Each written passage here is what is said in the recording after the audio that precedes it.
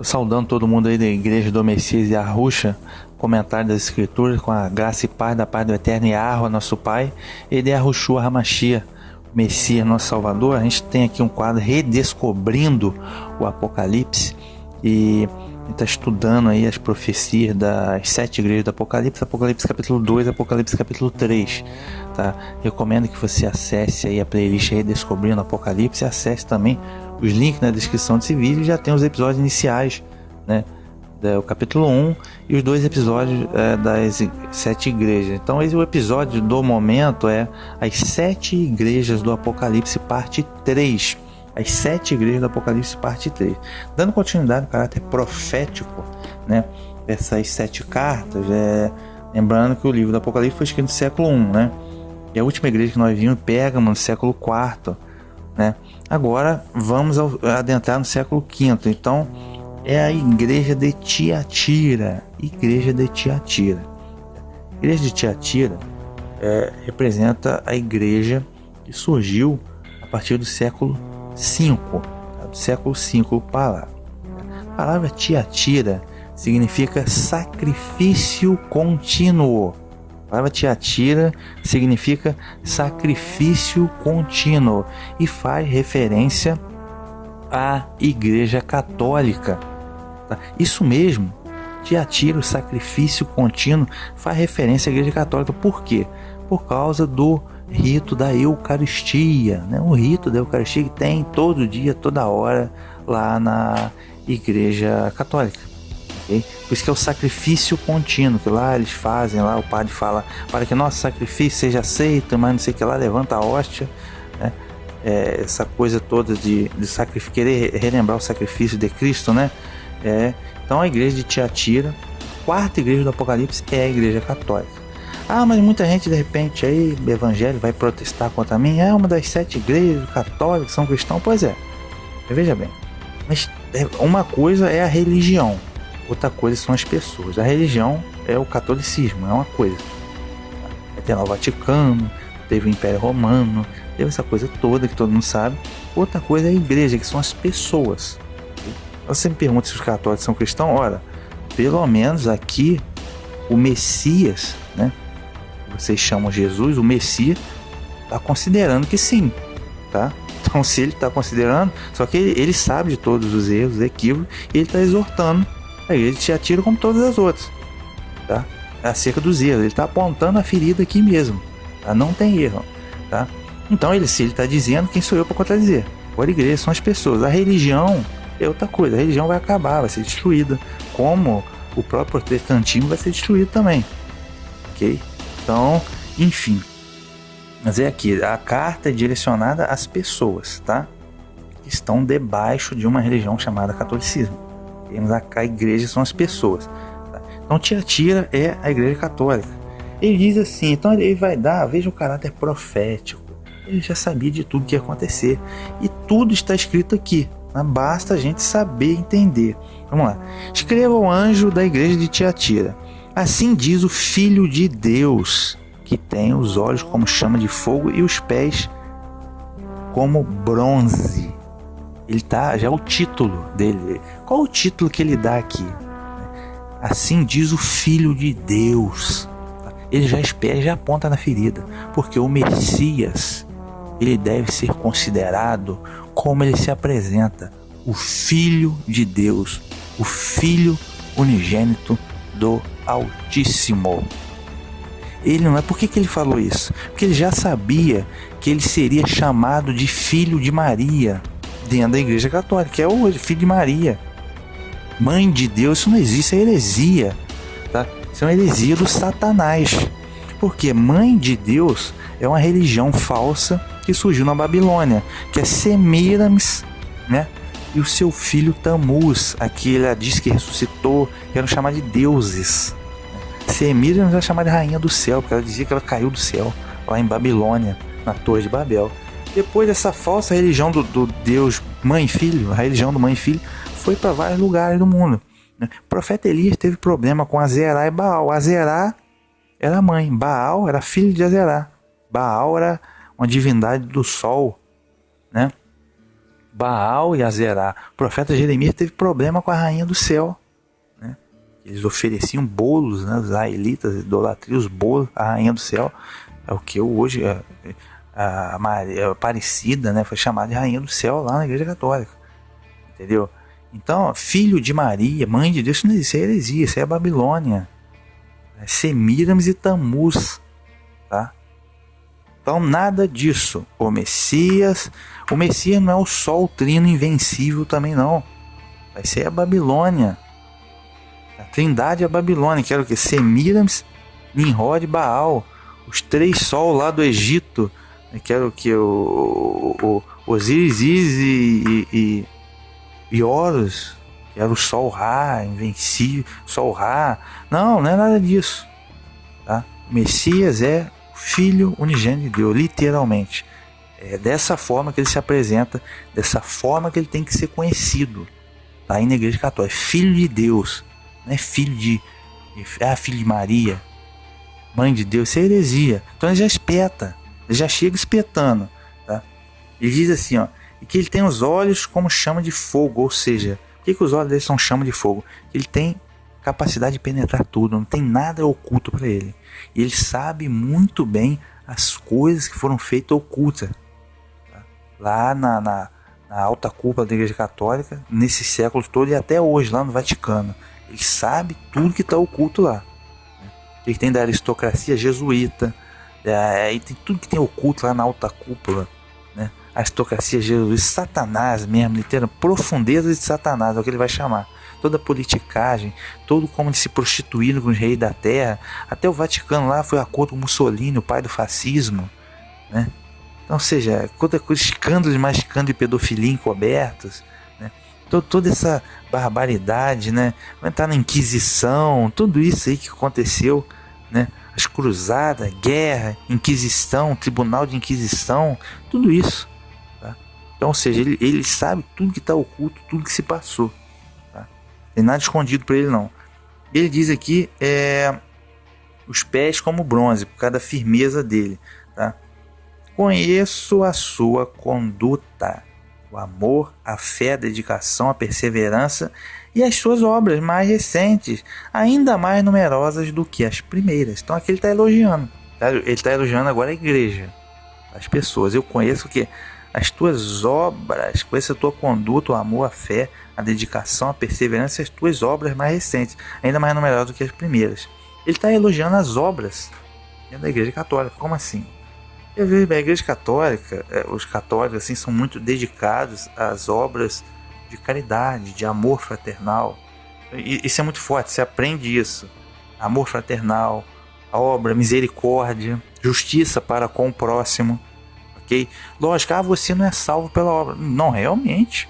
A salvação não vem da obra, porque é impossível ao homem se auto-justificar o pecador. Salvação vem nos méritos do Messias, na graça, mediante a fé. No entanto, Tiago ensina que a fé sem obra é morta. O que quer dizer isso? Que a consequência da fé salvífica são as obras. Tal qual a consequência de uma árvore saudável é produzir bons frutos. Agora, se você me diz que a árvore está saudável e ela não produz frutos, é uma figueira seca que tem que ser amaldiçoada e vai secar, tá? Então, é a mesma coisa. Tem fé. A salvação vem graça mediante fé. Beleza. Tá? Fé salvífica, que é um dom do alto. Mas essa fé produz frutos, que são as obras.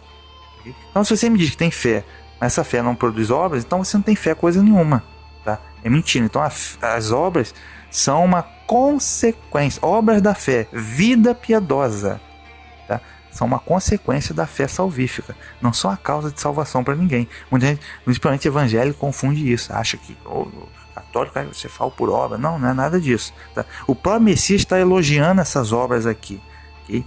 Que é caridade, da misericórdia, isso é muito forte, essa doação, trabalho de caridade, isso é muito forte em vários segmentos do catolicismo, e ele está elogiando aqui, tá? Ele está elogiando aqui, e as obras mais recentes são mais numerosas do que as primeiras, né? Ele deve estar elogiando aqui que as obras modernas, né, da idade contemporânea agora são maiores, né, do que as obras lá da Idade Média, né? A Idade Média é um período um pouco complicado, né? das pessoas exercerem uma obra de caridade mesmo. Era um período complicado, mas recentemente, hoje, a Igreja Católica é muito forte por isso mesmo, tá? Continuando aqui. Mas há uma coisa, agora vem uma reprovação, mas há uma coisa que eu reprovo. Você nem sequer se incomoda com Jezabel, essa mulher que se diz profetiza. Ela ensina e seduz meus servos a se prostituírem, comendo carne oferecida aos ídolos. Opa, agora pegou. Ele está elogiando, ele está reprovando o seguinte: eu reprovo que você nem sequer se incomoda com Jezabel, mulher que se diz profetiza. Quem foi Jezabel? A gente tem que voltar lá no que vocês chamam de Antigo Testamento, né? Jezabel, no livro de Reis, combateu o profeta Elias. Já se casou com Acabe, rei de Israel, né? Um dos piores reis, né? De Israel, mal, perverso. A Jezabel era princesa da Fenícia, era pagã, adorava Baal e Azerá. E Jezabel mandou matar os profetas do Eterno, né? Poucos, como Elias, sobreviveu. Elias mesmo quase morreu, teve que fugir, tá? Elias, né? E teve aquela batalha com o profeta Elias no Monte Carmelo, que o profeta Elias venceu e matou os profetas de Azerá e Baal. Azerá e Baal, a mãe e o filho, tá? Azerá é chamada de mãe de Deus. Baal é o sol, que é o filho dela. Então perceba como ele já está espetando. Tá vendo? Ele tá, esse negócio de Jezabel aí, da religião da mãe e do filho, ele está espetando. E Jezabel utilizou de fraudulência, né, para poder roubar a vinha de Nabode. Vocês sabem muito bem, ela mandou matar o Nabode. Então ela utilizou de conspiração, derramou sangue, né? Depois, no final das contas, ela morreu, né, da forma que morreu, trágica, né? A irmã de Jeroboão, e o próprio Acabe também morreu com a flechada, e os cães, né, lamberam o sangue de Acabe, né? E os cães comeram Jezabel depois disso, de tanta maldade que ela fez. E ela se dizia uma profetisa de Baal, né? Assassina, conspiradora, maléfica, idólatra, tá? Adorava Baal e Azerá. Enfim, é um dos piores personagens, Jezabel, tá? Então ela está dizendo que Jezabel na Igreja Católica. Bem, quem que é Jezabel na Igreja Católica? Uma mulher que se diz profetiza. Bem, dado todo esse currículo de Jezabel, a gente entende que Jezabel da Igreja Católica é a Aparecida. Não pode ser outra, né? Até porque ele diz aqui, ó, que ela queria que os filhos de Israel comessem carne oferecida aos ídolos. Carne oferecida aos ídolos, como assim? Aí ele está espetando o ritual da Eucaristia, do Corpus Christi. Corpus Christi é idolatria, tá? Não, que o pão virou Jesus e é Deus. Peraí, que história é essa? O pão é Deus. O pão se materializa lá, a transubstanciação de Aristóteles, né? O filósofo grego que inventou essa história. Então ele está espetando o sacrifício da idolatria, que é o Corpus Christi lá, a horta, esse negócio aí, cara. Isso é idolatria. Esse pão Deus dele lá é idolatria. E toda idolatria de santos, imagens, de esculturas, de padroeiro, de festas, de procissão, de Aparecida, Círio de Nazaré, de Fátima, essa coisa toda. É a Jezabel. Mas Maria não era mãe de Deus. Cara, Maria, israelita, ela era israelita, humilde serva, exemplar, que foi agraciado com a bênção de conceber o Filho do Altíssimo. Mas é um ser humano. Ponto. Morreu e aguarda a ressurreição, como tantos outros justos, como o próprio profeta Elias e tantos outros. Ok? Ponto. Tá? Agora essa coisa toda virou Jezabel. Na verdade é Semíramis, né? Semíramis, que era um sincretismo religioso lá, falava que é Maria. Mas é o mesmo personagem desde a Babilônia. É Semíramis, a mesma coisa. É Jezabel, né? Jezabel. Então a carne oferecida aos ídolos queria que se prostituíssem. Está no verso 14, que prostituição, a idolatria, ela é comparada com a prostituição espiritual. Toda essa coisa de Aparecida, Fátima, vários santos, várias procissões, vários feriados, vários padroeiros, isso aí, entendeu? E o Deus único, verdadeiro, o Pai, o Altíssimo Yahweh, o Pai do Messias, ninguém conhece, ele simplesmente não conhece, entendeu? Quer dizer, a gente viu lá na igreja de Pérgamo que eles já tinham abandonado o evangelho. Aí quando chegou na igreja de Tiatira, que foi a Idade Média, cara, isso no ano 638, quando foi tirado o espinho ariano, né?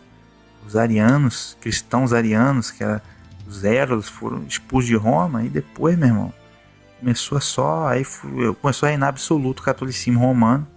Trinitário reinou do ano 638 até o ano 1500, que começou o embrião da reforma protestante. Então foram 1000 anos aí com a Bíblia na mão, adulteraram a opção de coisa, fizeram o que queria, comércio de indulgência, inquisição, cruzadas, enfim, foi aquela coisa toda que todo mundo que estudou alguma coisa de história sabe, né?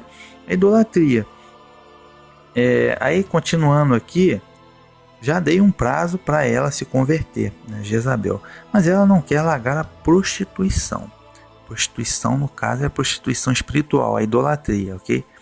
Vou lançá-la, atenção, olha só a ameaça, a advertência. Vou lançá-la num leito de doença. Os que cometem adultério com ela, vou lançá-la numa grande tribulação, a menos que se convertam de sua conduta. Farei com que os filhos dela morram, para que as igrejas fiquem sabendo quem eu sou. Conheço dentro de cada um os rins do coração, vou retribuir de acordo com a conduta de cada um. Ele está ameaçando aqui Jezabel que o quê? Ele está ameaçando aqui, ó, que vou lançar no lei de doenças os que cometem adultério, ou seja, os que são idólatras, né?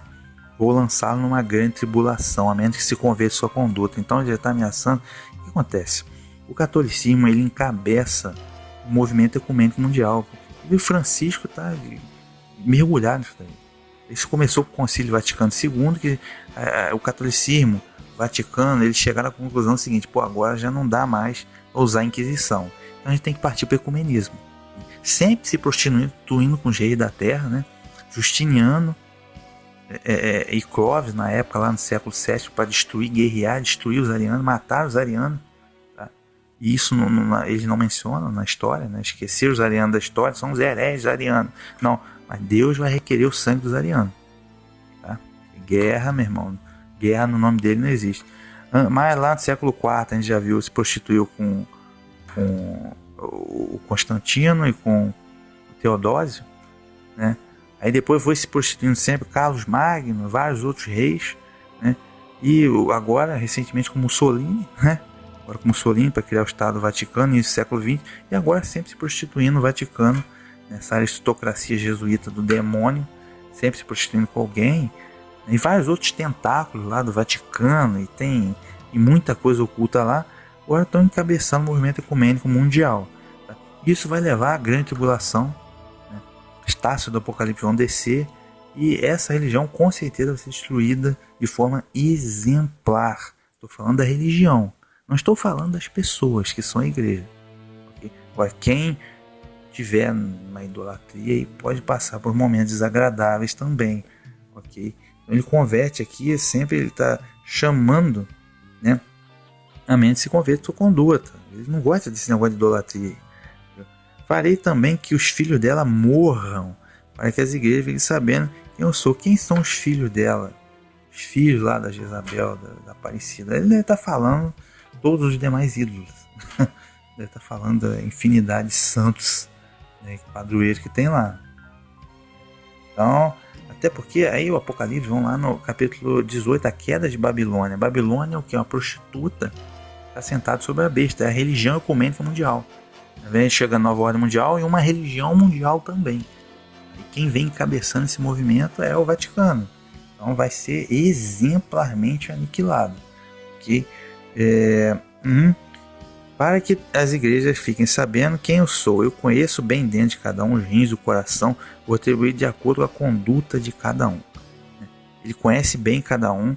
Lá no início da carta, ele disse que tem os olhos como chama de fogo, ele tem a ciência para penetrar tudo. Ok? Mas enfim.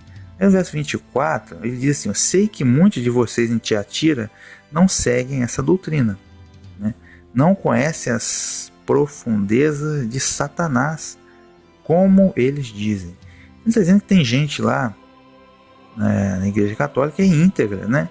Não conhece as profundezas de Satanás. Que profundeza de Satanás é essa? É isso que eu disse. Profundeza de Satanás é tudo que eu estou falando agora. Tá? União com os reis da terra, conspiração. Aí vou ter que falar de cruzadas, inquisição, várias outras coisas. E pegar histórico, né, dessa religião desde o século IV até hoje em dia, meu amigo, tem muita coisa oculta aí. Adoração ao Sol Invencível. Sol Invencível, Lúcia Matutina é cantada até hoje a plenos pulmões lá no Vaticano. E tem muita coisa oculta aí, tá? Tem luciferianismo oculto lá dentro. O próprio símbolo da aristocracia jesuíta, o que? Do jesuíta é um sol. Ora, que coisa! O símbolo é um sol. Quem foi que criou o heliocentrismo, a adoração ao sol, né? O sol no centro do universo? Né? O próprio padre lá, Lamate, jesuíta, também. Né? Então tem muita coisa, tem luciferianismo lá dentro, na alta cúpula lá. Luciferianismo lá dentro. Então, só que tudo isso, o povo, coitado, o povo não sabe disso, o povo é leigo. Mas o Messias sabe de tudo que acontece no oculto lá dentro da alta cúpula. Tá? Então, sobre essa gente aí que não conhece as profundezas de Satanás, então vocês não colocam outro peso. Mas fiquem firmes naquilo que já tem até que eu venha. Ao vencedor, ao que observar a minha conduta até o fim, eu lhe daria autoridade sobre as nações. O vencedor governará com cetro de ferro, podendo quebrar as nações como vasos de barro, pois eu também recebi do meu Pai esse poder. Então ele está prometendo ao vencedor, o vencedor de todas as igrejas, todos os discípulos, né, de todos os tempos, que vencerem, autoridade sobre as nações. Autoridade sobre as nações. Por que ele está espetando isso? Porque o catolicismo ele se uniu aos imperadores romanos. Né? Ele se uniu aos imperadores, ao maior império que tinha na época, século IV, assim, o Império Romano. Ele se uniu ao Império Romano. Por isso que ganhou tanta força. E passado o momento, lá pelo século VII, o Papa simplesmente subiu no trono. Ele era a autoridade política e religiosa máxima do mundo. Então ele tinha poder sobre várias nações mesmo. Poder mesmo. Entronava reis, tinha exércitos. Então ele tinha poder sobre as nações. Mas esse poder foi ao custo de se prostituir com o rei da terra, o Satanás. O Messias está prometendo, não. Quem vencer, quem for fiel na fé, eu darei poder sobre as nações. Poder de fato. Poder de fato. E quem tem de fato toda a autoridade do céu e da terra é o Messias, o Cordeiro. Ele promete compartilhar essa autoridade com os seus eleitos, aqueles que forem fiéis, né? Então, cara, ele está dizendo aí. Continuando. Vou dar ao vencedor também a estrela da manhã. Eu vou dar ao vencedor a estrela da manhã. E a estrela da manhã é o quê? A estrela da manhã é o sol, né? O conhecido sol. E ele espeta mais uma vez na ferida. E como o catolicismo, na verdade, é mitraísmo, misturado com o cristianismo, é mitraísmo. Então, dentro do mitraísmo, a maior divindade era o Sol Invencível, o Sol Mitra. Né? Por isso que o 25 de dezembro era o nascimento do Sol Invencível no Império Romano antes do cristianismo. O domingo, tão importante missa de domingo, o domingo era o dia do Sol Invencível pelo Edito de Milão do Imperador Constantino. Os romanos adoravam o domingo, o Sol Invencível, 25 de dezembro, pagãos. E a própria hóstia tem um formato circular por causa do sol, para representar o sol, entendeu? O mitra tem tudo a ver com a Eucaristia, a missa já existia no mitraísmo pagão antes, o Papa, o padre, que é o sacerdote, tudo isso são figuras que vieram do velho mitraísmo muito antes de ter cristianismo, entendeu? O velho mitraísmo que deram uma adaptada lá, é mitraísmo, catolicismo é mitraísmo, entendeu? Então ele cita aqui que eu vou dar ao vencedor estrela da manhã. Ele está espetando isso, ele está apontando a ferida aí da adoração ao sol que está oculto, entendeu? Essas profundezas aí de Satanás. E verso 29, quem tem ouvidos, ouça o que o Espírito diz às igrejas. Então aqui essa carta de Tiatira é a igreja católica, né? E ao contrário das igrejas anteriores, Éfeso já não existe mais, né? Era a igreja apostólica do seita dos nazarenos do século I.